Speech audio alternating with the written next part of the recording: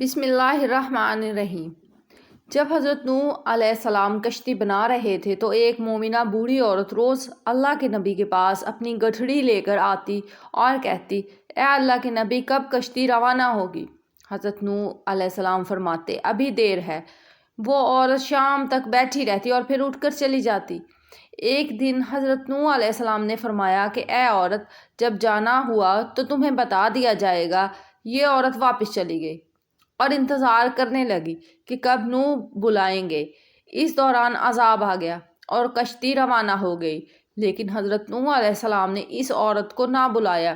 ظاہری طور پر نوح علیہ السلام کو اس کو بلانا بھلا دیا گیا۔ جب طوفان تھما تو ایک دن حضرت نوح علیہ السلام کے دل میں محبت اٹھی کہ شہر کو دیکھوں جہاں سے چلا تھا۔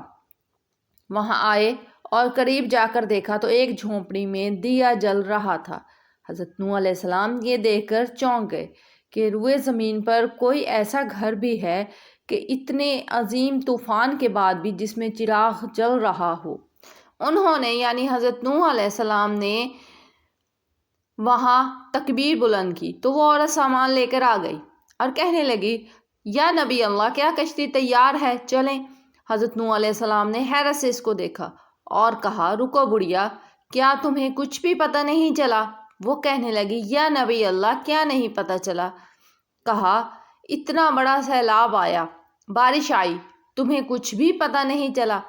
بڑھیا کہنے لگی، یا نبی اللہ، بس ایک دن بادل گرجے تھے اور کچھ ہلکی سی پھوہار پڑی تھی۔ حضرت نوح علیہ السلام حیران ہو کر آسمان کی طرف دیکھنے لگے اور کہا، میرے اللہ، یہ کیا ماجرا ہے؟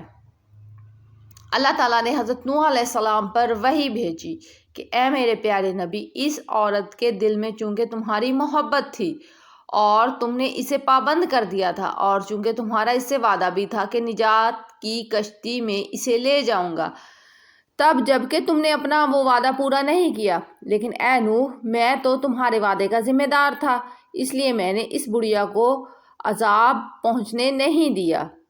واہ، سبحان اللہ، کیا شان ہے عظیم پروردگار کی۔